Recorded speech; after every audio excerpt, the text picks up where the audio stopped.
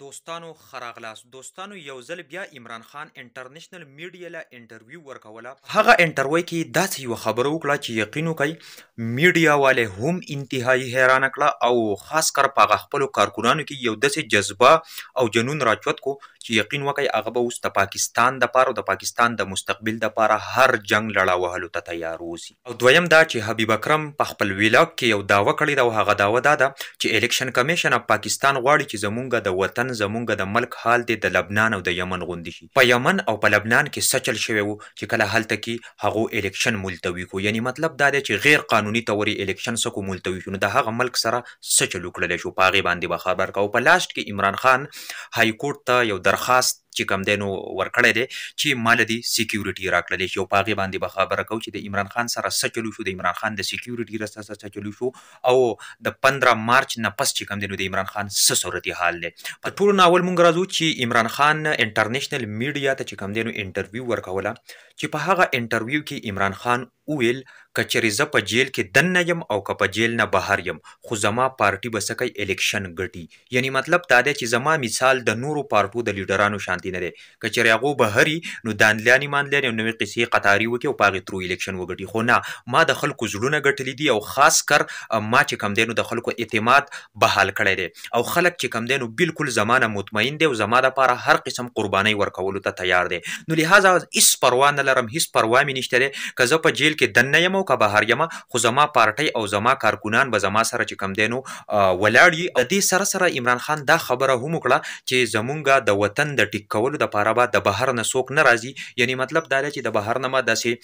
غټ خلک نه راځي چې هغه دې راشي او زمونږ وطن او زمونږ ملک چې کوم دی نو څه کي ټیک کي، بلکې دغه کارکونان دا کمه جذبه او جنونونه چې ما په دې کې راچوت کړي دي او د حب الوطنۍ یعنی د خپل وطن سره د مینې محبت چې کوم دی نو خاص کر د وفادارۍ چې کومه جذبه ما په دو کې راچوته کړې ده، نو بالکل دوی به هم راپاسي او د خپل حق به غواړي او هغه خپل حق که په هر صورت کې هغه به حاصلوي. او د دې سره عمران خان یوه دا خبره هم ډسکس کړه چې د اوسني حکمرانانو مثال داسې دی چې د یو کمزوري بند غوندې دی چې کله یو ډیم ته تاسو ته پته وي هغې ته بند والی شوي وي او هغه ډیم یې راټینګ کړی، خو د دې حکمرانانو مثال هم دغه یو کمزوري بند دی. زر تر زره به دغه بند چې کوم دی نو وشلیږي او د حکمرانان به څه کي د ځان سره لاهو کې وی بسي، ځکه چې عوامو کې اوس چې کوم دی نو باقاعده اویرنس راغلی دی او عوامو ته پته ده چې زموږ د ملک د مستقبل دپاره ټیک او صحیح لیډر څوک دی. سره سره دا خبره هم ډسکس کړه چې اوس پی ډي ایم چې کوم دی نو هغو ته بالکل د خپل شکست 100% معلومات دي او بالکل ورته پته لګي که چېرې مونږ الیکشن وکړو نو مونږ شکست خورو او بالکل مونږ چې کوم دی نو د عمران خان مقابله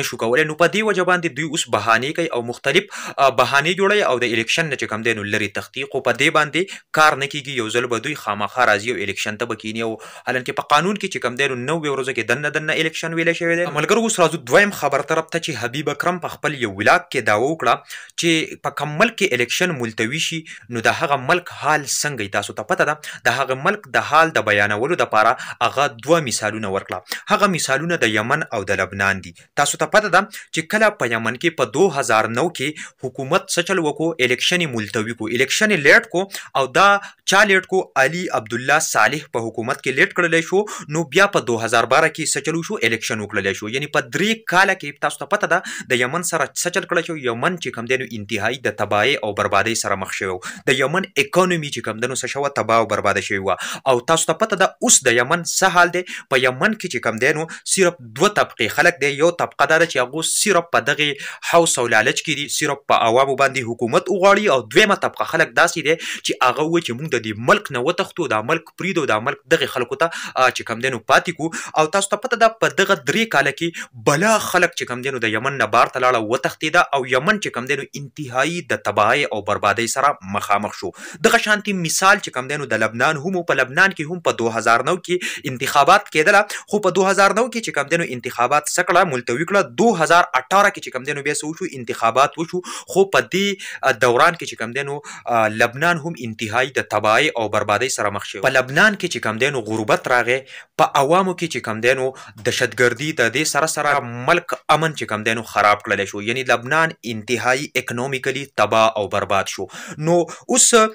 حبیب اکرم وایي چې دوی هم دغه شانتي غواړي الیکشن کمیشن اف پاکستان چې په پاکستان کې صرف دوه طبقې خلک پاتې شي. یوه طبقه دغه ده چې اوس کومه حکومت کوي او حکومت کولو په چل باندې اډو پوهېږي نه، ملک یې تباه او برباد کو، د ملک اکانومي غرقه کړله، تر دې پورې چې دا ریپورټ زه د خپلې خولې نه وایم بلکې عالمي ادارو دا ریپورټ چې کوم دی نو څه کړی دی پبلیک کړی دی او هغو ښودلي دي چې دوی د ملک اکانومي یعنی مطلب دا ده چې هغه انتهایي څه کړله ډیکلاین کړله، ملک کې چې کوم دی نو تباه او برباد کړلو. اوس دوی غواړي چې صرف او صرف هم دغه دوه طبقې خلک په پاکستان کې پاتې شي چې یو بس دغه حکومت کوي او دویم دا چې بای خلک خپې سپکوي او د ملک نه تښتي، یعنی ملک چې کوم دی نو څه یو کنډر بتور پرېږدي. اوس راځو اخیرني خبر ته چې عمران خان د های کورټ نه د سکیورټي مطالبه وکړه. په 13 مارچ باندې چې کله د عمران خان په کور باندې اپریشن وکړلی شو نو په 15 مارچ باندې د عمران خان نه چې کومه سکیورټي هغه ورکړی شوې وه نو هغې ته واپس کړله. ولې ته واپس کړله او دا د عمران خان سره یو قسم له ډیر غټ زیاتې وشو او دا زیاتې ولې وشو؟ یا خو داسې دی چې دوی سیاسي بغض د سره ساتي او یا د عمران خان د قتلولو یو پلان او منصوبه جوړوي. دا د سابقه وزیر اعظم حق دی او بنیادی حق دی او عیني حق دی چې هغه له سکیورټي ورکړلی شي، ځکه چې هغه ته د سکیورټي خطره ده. هغه بار بار وایي چې ماته د سکیورټي خطره ده لهذا ماله سکیورټي راکړئ. یعنی های کورټ ته دغه ریکویسټ وکړو چې تاسو ماته سکیورټي راکړئ ځکه چې ماته بالکل خطره ده، یعنی په ما باندې اني ټایم چې کوم دی نو اټیک کېدلی شي. ها ملګرو تاسو سوای تاسو راځه خپل رائے شریک کړئ، خو د دې نه مخکې ویډیو سره لایک کړئ، ویډیو سره ضرور شیر کړئ چې ټولو ملګرو ته ورسي. په اخر کې خپل روښه دی ولې یا تور کې دی الله